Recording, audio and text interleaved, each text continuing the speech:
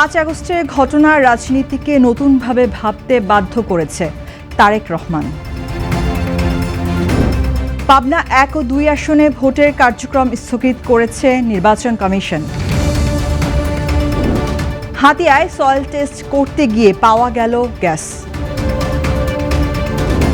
শেরপুরে প্রায় 200 বছরের ঐতিহ্যবাহী পৌষ মেলা।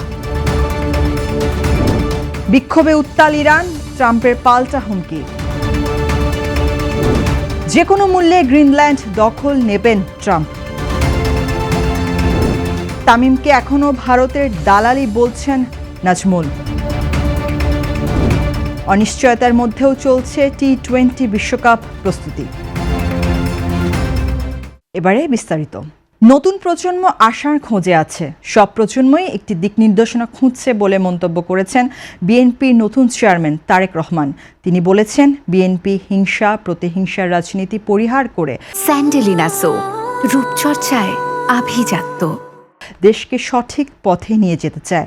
আজ শনিবার রাজধানীর বনানীতে একটি হোটেলে সংবাদ মাধ্যমের সম্পাদকদের সঙ্গে শুভেচ্ছা বিনিময়ের আয়োজন করেন তারেক রহমান। সেখানে তিনি এসব কথা বলেন। তারেক রহমান বলেন, আমার এক পাশে 1981 সালের একটি জানাজা, আরেক পাশে 2025 সালের 31 ডিসেম্বরের জানাজা এবং তৃতীয় পাশে 2024 সালের 5 আগস্ট। এসব ঘটনা সামনে রাখলে বোঝা যায় আগের অবস্থায় ফেরার কোনো প্রয়োজন নেই।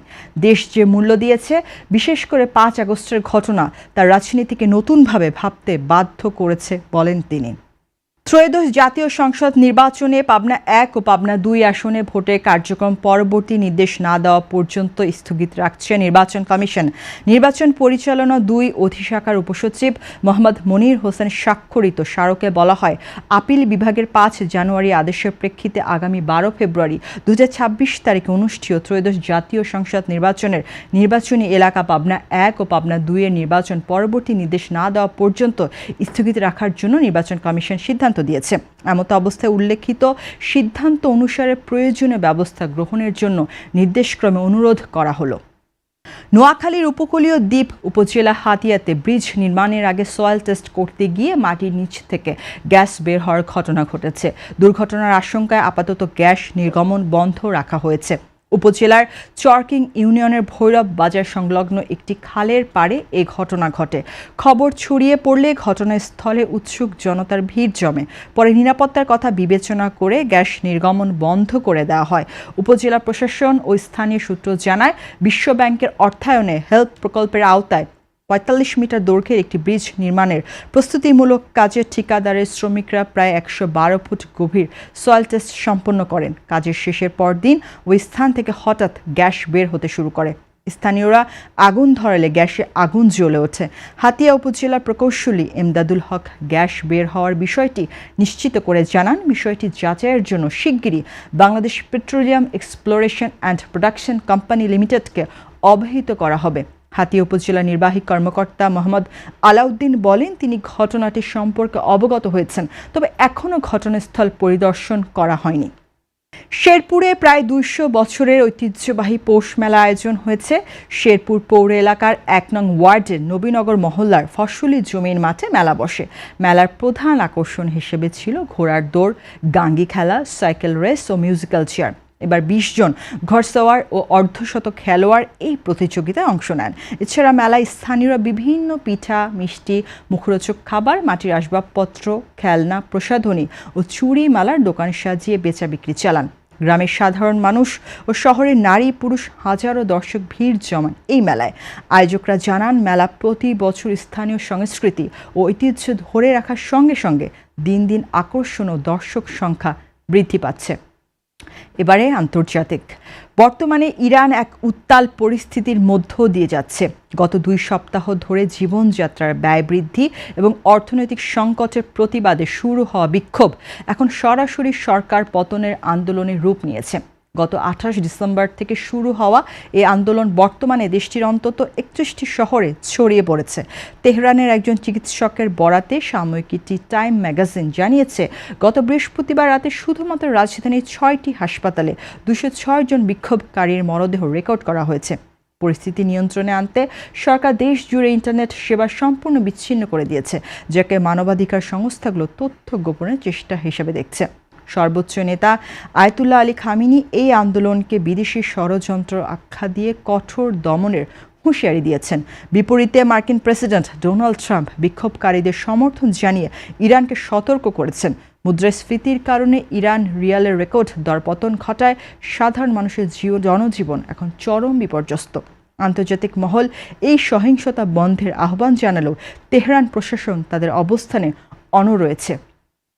প্রেসিডেন্ট ডোনাল্ড ট্রাম্প পুনরায় গ্রিনল্যান্ড দখলের ঘোষণা দিয়ে আন্তর্জাতিক রাজনীতিতে ব্যাপক আলোচনার জন্ম দিয়েছেন। রাশিয়ার সংবাদ সংস্থা তাসের প্রতিবেদন অনুযায়ী তেল শিল্পের শীর্ষ নির্বাহীদের সঙ্গে এক বৈঠকে ট্রাম্প জানিয়েছেন যে গ্রিনল্যান্ড বর্তমানে ডেনমার্কের স্বায়ত্তশাসিত অঞ্চল হলেও যুক্তরাষ্ট্র যে কোনো উপায়ে নিয়ন্ত্রণ নেবে। তিনি সতর্ক করেছেন যে আমেরিকা পদক্ষেপ না নিলে রাশিয়া বা চীন সেখানে আধিপত্য বিস্তার করতে পারে, যা মার্কিন নিরাপত্তার জন্য হুমকি। ট্রাম্প সরাসরি বলেন, প্রয়োজনে সহজ উপায়ে অথবা কঠিন উপায়ে এই দ্বীপটি যুক্তরাষ্ট্রের অংশ করা হবে। লিজ নেওয়ার চেয়ে মালিকানা অর্জনকেই তিনি দ্বীপটি রক্ষার একমাত্র কার্যকর পথ হিসেবে দেখছেন। এদিকে হোয়াইট হাউস এবং ভাইস প্রেসিডেন্ট জেডি ভ্যান্স সামরিক শক্তির বিকল্প খোলা রেখেও শান্তিপূর্ণভাবে গ্রিনল্যান্ডকে যুক্ত করার আশা প্রকাশ করেছেন। ডেনমার্কের সাথে বিদ্যমান প্রতিরক্ষা চুক্তি থাকা সত্ত্বেও ট্রাম্পের এই আগ্রাসী অবস্থান নতুন করে ভূরাজনৈতিক উত্তেজনা তৈরি করেছে। ট্রাম্প স্পষ্ট করেছেন যে আন্তর্জাতিক আইনের তোয়াক্কা না করেই তিনি তার লক্ষ্য অর্জনে বদ্ধপরিকর। এবারে খেলার সংবাদ। তামিম ইকবালের একটি কথার সূত্র ধরেই জ্বলে ওঠে বিতর্কের দাবানল। নিরাপত্তার শঙ্কায় বাংলাদেশ দলের ভারতে বিশ্বকাপ খেলতে না যাওয়া প্রসঙ্গে সাবেক এই অধিনায়কের বক্তব্যের সারমর্ম হলো, বাংলাদেশ ক্রিকেট বোর্ডের উচিত ছিল তাড়াহুড়া না করে আরেকটু ভেবে সিদ্ধান্ত নেওয়া। কিন্তু এমন কথার জন্য তামিমকে ভারতের দালাল আখ্যা দিয়ে সামাজিক যোগাযোগ মাধ্যমে স্ট্যাটাস দেন বিসিবি পরিচালক ও অর্থ বিভাগের চেয়ারম্যান এম নাজমুল ইসলাম। তাতেই খুলে যায় নতুন বিতর্কের জ্বালামুখ। এই ইস্যুতে সাবেক সতীর্থের পাশে দাঁড়িয়ে নাজমুলকে তুলোধনা করেছে ক্রিকেটারদের বড় একটি অংশ।